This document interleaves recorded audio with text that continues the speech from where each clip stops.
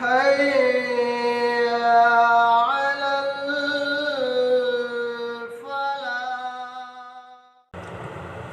بسم اللہ والصلاة والسلام علی رسول اللہ وبعد.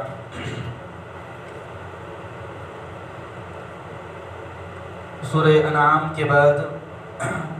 تلاوتی ترتیب کے اعتبار سے سورہ اعراف ہے. اللہ رب العالمین نے یہ سورہ اللہ کے رسول صلی اللہ علیہ وسلم پر مکی دور میں نازل کیا، اس لحاظ سے یہ سورت مکی ہے. اور اللہ کے نبی صلی اللہ علیہ وسلم کے مکے کے آخری دنوں میں اللہ رب العالمین نے یہ سورہ نازل کیا، جبکہ کفار اور مشرکین نبی کریم صلی اللہ علیہ وسلم کو شہید کرنے کا منصوبہ بنا رہے تھے. ان دنوں میں اللہ رب العالمین نے اس سورہ کو نازل کیا. اس میں اللہ رب العالمین نے پچھلی گزری ہوئی امتوں کے بارے میں اور قوموں کے بارے میں اللہ کے نبی صلی اللہ علیہ وسلم کو خبر دی. سورہ کی شروعات میں اللہ رب العالمین نے حضرت آدم علیہ السلام کی تخلیق کا ذکر کیا کہ اللہ نے آدم علیہ السلام کو پیدا کیا اور ابلیس کو اور تمام فرشتوں کو اس بات کا حکم دیا کہ وہ آدم علیہ السلام کو سجدہ کریں. فرشتوں نے تو سجدہ کر لیا، لیکن شیطان جو ہے آدم علیہ السلام کو سجدہ نہ کر سکا اور اللہ رب العالمین کے غضب اور اللہ کے عذاب اور اس کی گرفت کا وہ موجب بنا. اللہ نے کہا کہ جب شیطان نے آدم کو سجدہ نہ کیا، اللہ تعالیٰ نے آدم علیہ السلام کو اور حوا کو جنت کے اندر رکھا اور جنت کی تمام نعمتوں کو کھانے کی اجازت دی سوائے ایک پھل کے، ایک درخت کے. لیکن شیطان جو انسان کا ازلی دشمن تھا، شروع سے ہی شیطان نے مختلف حیلوں سے، مختلف بہانوں سے قسمیں کھا کر آدم اور حوا کو اس بات کا یقین دلایا کہ اللہ نے تم کو اس درخت کو کھانے سے اس لیے منع کیا کہ اگر تم یہ درخت کھا لو گے، اس درخت کے قریب چلے جاؤ گے تو تم ہمیشہ ہمیشہ جنت کے اندر رہو گے، تم ہمیشہ ہمیشہ جنت کے اندر رہو گے. اسی وجہ سے اللہ نے اس درخت کے قریب تم کو جانے سے منع کیا. بالآخر شیطان کے بہکاوے میں آ گئے دونوں نے اللہ رب العالمین کا جو حکم تھا اس کی خلاف ورزی کرتے ہوئے جنت کا پھل کھا لیا. اس کے بعد اللہ تعالیٰ نے آدم اور حوا ان دونوں کے پاس جو جنت کا لباس تھا، اس جنت کے لباس کو وہ اتار دیا. جیسے ہی اللہ رب العالمین کی نافرمانی دونوں نے کی، شیطان کے بہکاوے میں آ گئے، اللہ نے سزا کے طور پر جو جنت کا لباس ان کو پہنایا تھا، وہ جنت کا لباس ان دونوں سے اتر گیا اور ان دونوں کی شرمگاہیں ایک دوسروں کو نظر آنے لگی. اس کے بعد اللہ رب العالمین نے آدم علیہ السلام اور حوا کو دعا بھی سکھلائی کہ کس طریقے سے گناہ کے بعد توبہ کی جاتی ہے. اللہ تعالیٰ نے خود دعا کے کلمات، توبہ کے کلمات، استغفار کے کلمات آدم و حوا کو سکھلائے. اس کے ذریعے ان دونوں نے اللہ رب العالمین کے سامنے اپنی غلطی کا، اپنے گناہ کا اعتراف کیا اور دعا مانگی تو اللہ تعالیٰ نے ان کی گناہوں کو معاف کر دیا، ان کی توبہ کو قبول کر لیا. لیکن اس کے بعد پھر ان دونوں کو زمین پر اللہ رب العالمین نے شیطان کے ساتھ بھیج دیا اور انسان کو، آدم علیہ السلام کو یہ کہا کہ یہ اب زمین پر تمہارا رہنا ضروری ہے، لازم ہے، اور شیطان کے ساتھ اب تمہاری جنگ ہمیشہ قیامت کی صبح تک جاری اور ساری رہے گی. اس کے بعد اللہ رب العالمین نے انسان کی ایک عظیم خاصیت کو قرآن مجید کے اندر بیان کیا. مختلف مخلوقات میں سے اللہ تعالیٰ نے انسان کو جو امتیاز، جو شرف عطا کیا، اللہ تعالیٰ نے اس امتیاز، اس شرف کا تذکرہ کیا. انسان کو اللہ تعالیٰ نے دیگر مخلوقات کے مقابلے میں کئی ساری چیزیں عطا کی. دیگر مخلوقات جیسے جانور ہیں، چرندے ہیں، پرندے ہیں، مختلف قسم کے چوپائے ہیں، اللہ تعالیٰ نے ان کو زبان عطا نہیں کی. زبان تو دی، لیکن جس طریقے سے ہم اپنی زبان سے کلمات کو ادا کر کے اپنی دل کی باتوں کو دوسروں تک پہنچاتے ہیں، اللہ تعالیٰ نے یہ صفت، یہ امتیاز صرف انسان کو عطا کیا. اسی طریقے سے اللہ نے ایک اور خصوصیت اور امتیاز اللہ نے انسان کا یہ بتایا کہ اللہ رب العالمین نے انسان کو لباس بھی کپڑوں کے طور پر، کپڑے لباس کے طور پر انسان کو عطا کیا. لباس پہننا، کپڑے پہننا، یہ انسانوں کا ایک امتیاز ہے، انسانوں کی ایک پہچان ہے. اللہ رب العالمین نے کہا کہ یا بنی آدم قد انزلنا علیکم لباسا یواری سوآتکم وریشا ولباس التقوی ذالک خیر۔ اللہ تعالیٰ نے تمہارے لیے لباس کو نازل کیا، اور لباس کے دو استعمالات اللہ رب العالمین نے بتائے۔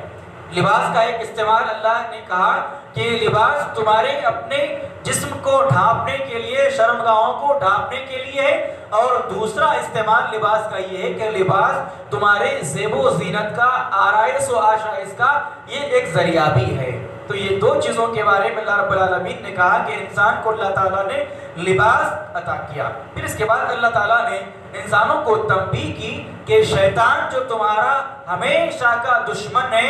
شیطان تمہارے جسم سے اس لباس کو اور تمہاری اس پہچان کو نکالنا چاہتا ہے، کھینچنا چاہتا ہے، ختم کرنا چاہتا ہے۔ اللہ رب العالمین نے کہا کہ یا بنی آدم لا یفتننکم الشیطان کما اخرج ابویکم من الجنہ ینزع عنہما لباسہما لیریہما سوآتہما۔ اللہ تعالیٰ نے کہا کہ اے بنی آدم، اے انسانوں، کہ شیطان تم کو اس طریقے سے نہ بہکائے جس طریقے سے کہ تمہارے باپ کو، تمہاری ماں کو شیطان نے بھٹکایا تھا، پھر ان دونوں کا لباس بھی اتروایا تھا شیطان نے۔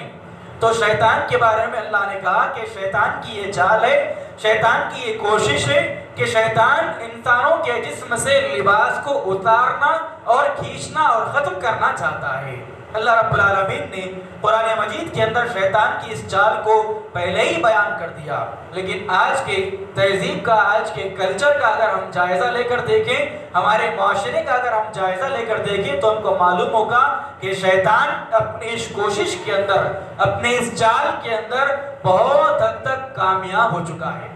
شیطان انسانوں کے جسم سے لباس کو اتارنے کے سلسلے میں اور انسانوں کے جسم سے لباس کو ختم کرنے کے سلسلے میں آج کی تہذیب اور کلچر کے اندر بہت زیادہ کامیاب ہو چکا ہے۔ مختلف قسم کی ہم تہذیبوں کو اٹھا کر دیکھ لیں، مغربی تہذیب کو، یورپ کی تہذیب کو، امریکہ کی تہذیب کو، اور عربوں کی تہذیب کو، اور خود ہندوستان کے اندر غیر مسلموں کی تہذیب کو،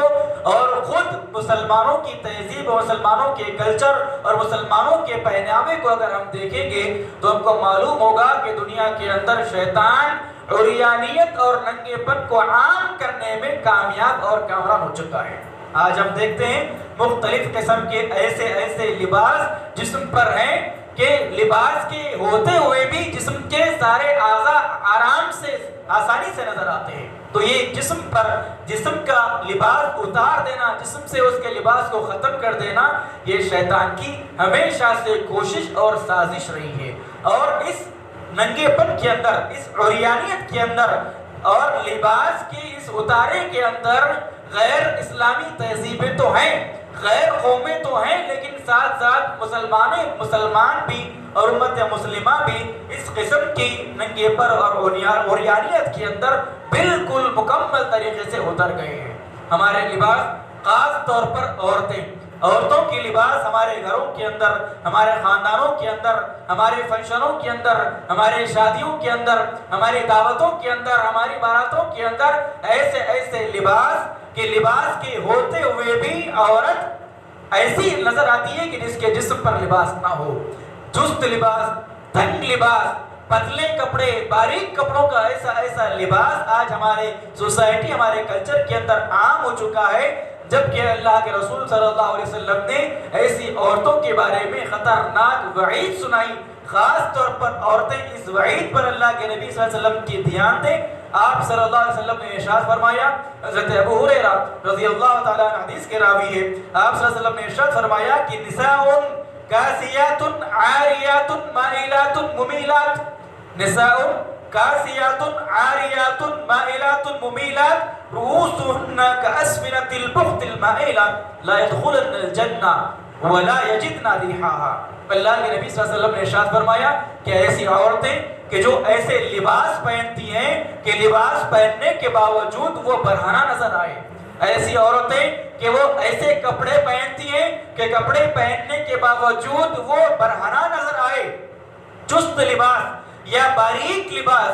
اور ایسی عورتیں جو لوگوں کو اپنی طرف مائل کرتی ہیں، ایسی عورتیں جو لوگوں کی، مردوں کی طرف مائل ہوتی ہیں۔ اور اللہ کے نبی نے کہا کہ ایسی عورتیں کہ جو اپنے سروں کو، اپنے بالوں کو، اپنی چوٹیوں کو ایسے بناتی ہیں کہ جیسے بختی اونٹ کا کوہان ہو، اونٹ کی پیٹھ جیسے اونچی ہوتی ہے، اپنے سر پر اپنے بالوں کو، اپنی چوٹی کو اونچا کر کے اس طریقے سے لپیٹتی ہے۔ اللہ کے نبی نے ایسی عورتوں کے بارے میں سخت وعید سنائی۔ آپ نے کہا کہ ایسی عورتیں جنت کے اندر کبھی داخل نہیں ہوں گی۔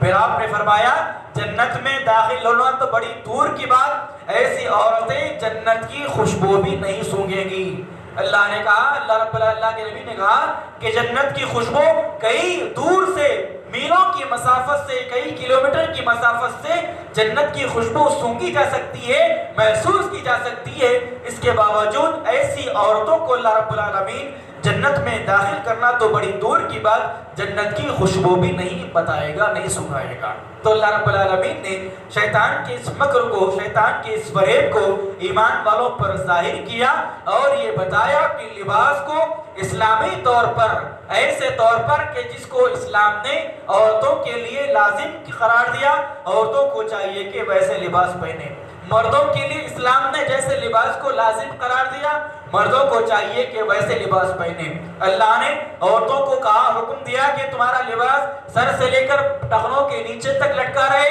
عورتوں کا لباس ٹخنوں سے اوپر اوپر اوپر ہوتا چلا جا رہا ہے۔ مردوں کو اللہ رب العالمین نے کہا کہ مردوں کے کپڑے ٹخنوں کے نیچے ہو، اوپر ہو، مردوں کا لباس، مردوں کے پینٹ پیجامے ٹخنوں کے نیچے نیچے لٹکتے چلے جا رہے ہیں۔ تو یہ اللہ رب العالمین کے حکم کی بغاوت، اللہ کے حکم کے خلاف بغاوت اور اللہ رب العالمین کے حکم کی خلاف ورزی صاف طور پر مسلمان اور ایمان والے کر رہے ہیں، جبکہ اللہ رب العالمین نے کہا کہ یہ شیطان کی چال ہے کہ شیطان تمہارے جسم سے، تمہارے جسم سے تمہارے لباس کو الگ کرنا اور تم کو برہنہ کرنا چاہتا ہے۔ اس کے بعد اللہ رب العالمین نے سورہ اعراف کے درمیانی حصے میں اصحاب اعراف یا اہل اعراف کا ذکر کیا۔ اعراف کا مطلب وہ ہے کہ یہ جنت اور جہنم کے درمیان کی ایک ایسی جگہ ہے جس میں اللہ رب العالمین قیامت کے روز ایسے لوگوں کو ٹھہرائے گا کہ حشر کے میدان میں جن لوگوں کی نیکیاں اور برائیاں دونوں مساوی برابر ایکول ہو جائیں، نہ ایک بھی نیکی ان کے گناہ سے بڑھ کے ہوگی، نہ ایک بھی گناہ ان کے نیکی سے بڑھ کے ہوگا، ان کے گناہ اور ان کی نیکیاں بالکل ایکول ہو جائے گی، برابر ہو جائے گی۔ اللہ رب العالمین ایسے لوگوں کو اعراف کی جگہ پر ٹھہرائے گا۔ اعراف میں یہ لوگ ٹھہریں گے، جنت میں جانے والوں کو نظارہ دیکھیں گے اور جہنم میں جانے والوں کا نظارہ بھی دیکھیں گے وہاں بیچ میں ٹھہر کر۔ جب جنتیوں کو دیکھیں گے کہ وہ جنت میں داخل ہو رہے ہیں تو جنتیوں کو سلام کریں گے، اور جب جہنمیوں کو دیکھیں گے کہ جہنم میں وہ لوگ داخل ہو رہے ہیں تو اللہ رب العالمین سے جہنم کی پناہ مانگیں گے، جہنم کی آگ سے پناہ مانگیں گے، اور جہنمیوں سے کہیں گے کہ اے آدمی، جہنمیوں کو پہچان کر کہیں گے کہ اے فلاں شخص، دنیا کے اندر تو اپنے مال پر، اپنی طاقت پر، اپنے عہدے پر، اپنے منصب پر، اپنے پوسٹ پر، اپنے دنیاوی آرام اور آسائش پر اکڑتا تھا، تکبر کرتا تھا، گھمنڈ کرتا تھا۔ آج تیری وہ آسائش، تیرا وہ آرام، تیری وہ طاقت، تیرے وہ نوکر چاکر آج کہاں ہیں؟ آج وہ تم لوگوں کو کچھ بھی ان کا کام نہیں آیا۔ تو یہ لوگ اصحاب اعراف جو ہے وہ جہنمیوں کو دیکھ کر یہ کہیں گے کہ تم دنیا میں ان جنت میں جانے والوں کو دیکھ کر ان کو حقیر جانتے تھے اور ان کے بارے میں یہ سمجھتے تھے کہ اللہ تعالیٰ ان کو جنت کے اندر داخل کرے گا، اللہ تعالیٰ ان کو جنت دے گا قیامت میں۔ ایسے لوگوں کو تم دیکھو کہ وہ لوگ آج جنت کے اندر داخل ہو رہے ہیں۔ اللہ رب العالمین جب اصحاب اعراف کی اس کیفیت کو دیکھے گا کہ وہ لوگ جنت میں جانے کے طلبگار ہیں اور جہنم کی آگ سے اللہ سے پناہ مانگ رہے ہیں، تو بالآخر اللہ رب العالمین ان اصحاب اعراف کو بھی جنت کے اندر داخل کر دے گا۔ اس کے بعد اللہ رب العالمین نے بیان کیا کہ الا لہ الخلق والامر تبارک اللہ رب العالمین۔ اللہ نے انسانوں کو اس بات کی تعلیم دی، اس بات سے آگاہ کیا کہ دنیا کے اندر زمین پر کائنات میں تخلیق اللہ رب العالمین کے لیے ہے، یعنی دنیا اور کائنات کی تمام چیزیں اللہ رب العالمین کی پیدا شدہ ہیں، اللہ رب العالمین ان کا خالق ہے۔ اور دوسری بات اللہ نے بیان کی کہ تخلیق کے ساتھ ساتھ دنیا میں تدبیر اور تصرف بھی اللہ رب العالمین کے لیے خاص ہے، تخلیق بھی اللہ کے لیے خاص ہے اور تدبیر بھی اللہ رب العالمین کے لیے خاص۔ تخلیق کا مطلب پیدا کرنا اور تدبیر کا مطلب دنیا کے اندر تصرف کرنا، یعنی دن نکلنا، دن کے بعد رات کا آنا، رات کے بعد پھر دن کا نکلنا، ہواؤں کا چلنا، ہواؤں کا رکنا، سردیوں کا آنا، گرمیوں کا آنا، بارش کا برسنا، بادل کا چلنا، لوگوں کو اولاد دینا، لوگوں کو اولاد سے محروم کرنا، کسی کو بیمار کرنا، کسی کو شفا دینا، کسی کو پریشانی میں مبتلا کرنا، کسی کو خوشی دینا، ان تمام قسم کے تصرفات صرف اور صرف اللہ رب العالمین کے ہاتھ میں ہیں۔ اللہ رب العالمین کے علاوہ کائنات میں کوئی ایسی ذات موجود نہیں ہے کہ جو ان تصرفات میں حصے دار ہو اللہ رب العالمین کے۔ اللہ نے یہ عقیدہ کئی سارے مشرکین اور آج کے کئی سارے مشرک مسلمانوں کے خلاف بیان کیا۔ کئی سارے مشرکین اور کئی سارے آج کے مسلمان نعوذ باللہ یہ دعویٰ کرتے ہیں، یہ عقیدہ رکھتے ہیں کہ اللہ نے دنیا میں تصرف کرنے کے لیے اپنے بعض ولیوں کو چند اختیارات دے دیے ہیں۔ نعوذ باللہ بہت سارے مسلمان جو شرک پہ ہیں ان کا یہ عقیدہ ہے کہ بعض اولیاء اللہ کو اللہ نے دنیا میں چند اختیارات دیے۔ اولاد کو دینے کا اختیار چند اولیاء اللہ کو اللہ نے دیا ہے، شفا دینے کا اختیار اللہ نے چند اللہ کے ولیوں کو دے رکھا ہے۔ ایسے مختلف قسم کے باطل نظریات مسلمان رکھتے ہیں۔ خاص طور پر اللہ کے نبی صلی اللہ علیہ وسلم کے بارے میں اکثر و بیشتر مشرک مسلمان اس بات کا عقیدہ رکھتے ہیں کہ نعوذ باللہ اللہ کے نبی صلی اللہ علیہ وسلم دنیا میں تمام کاموں کو کرنے کے اختیار رکھتے ہیں۔ یہی وجہ ہے کہ اللہ کے نبی صلی اللہ علیہ وسلم کے سامنے وہ دعائیں کرتے ہیں، اللہ کے نبی کو پکارتے ہیں کہ اے اللہ کے نبی ہماری یہ پریشانی دور کر دیجیے، اے اللہ کے نبی ہماری یہ تکلیف ختم کر دیجیے، اے اللہ کے رسول ہم کو یہ عطا کر دیجیے، اے اللہ کے رسول ہمارا یہ کام کر دیجیے۔ اور باضابطہ اللہ کے نبی اور اللہ رب العالمین کی شان میں گستاخی کرتے وہ یہ کہتے ہیں کہ اللہ کے پلڑے میں وحدت کے سوا کیا ہے، اللہ کے پلڑے میں وحدت کے سوا کیا ہے، جو کچھ ہمیں لینا ہے لے لیں گے محمد سے۔ نعوذ باللہ یہ اللہ رب العالمین کے خلاف، اللہ کے رسول صلی اللہ علیہ وسلم کی شان کے خلاف مسلمانوں کا ایسا بھیانک، ایسا خطرناک عقیدہ ہے جس کے بارے میں اللہ نے کہا کہ دنیا کے اندر تخلیق، پیدائش، اس کا حق بھی اللہ رب العالمین کو ہے اور دنیا کی تمام چیزوں میں اختیارات بھی اللہ رب العالمین کے لیے ہی ہیں۔ اس کے بعد اللہ رب العالمین نے گزشتہ قوموں کا اللہ رب العالمین نے ذکر کیا۔ قوم نوح، حضرت نوح علیہ السلام کی قوم کا تذکرہ کیا، پھر حضرت عاد، حضرت ہود علیہ السلام کی قوم کا تذکرہ کیا، حضرت صالح علیہ السلام، حضرت لوط علیہ السلام اور مدین میں حضرت شعیب علیہ السلام کی قوموں کا تذکرہ کر کے ایمان والوں کو اور خاص طور پر مکے کے مشرکین کو اس بات کا علم دیا کہ یہ تمام قومیں اللہ رب العالمین کے خلاف بغاوت کرتی تھی، اپنے نبی کے خلاف بغاوت کرتی تھی، لہٰذا اللہ نے ان تمام قوموں پر عذاب بھیج کر ان کو ختم کر دیا، ان کو نیست و نابود کر دیا۔ اس کے بعد اللہ رب العالمین نے ایک اور عقیدہ جو آج کل کے اکثر و بیشتر مشرک مسلمانوں کے پاس ہے، اور مشرک عقیدے کو، مشرکانہ عقیدے پر اللہ رب العالمین نے کاری ضرب لگائی۔ اللہ نے کہا کہ قُلْ لَا أَمْلِكُ لِنَفْسِي نَفْعًا وَلَا ضَرًّا إِلَّا مَا شَاءَ اللَّهُ وَلَوْ كُنْتُ أَعْلَمُ الْغَيْبَ لَاسْتَكْثَرْتُ مِنَ الْغَيْبِ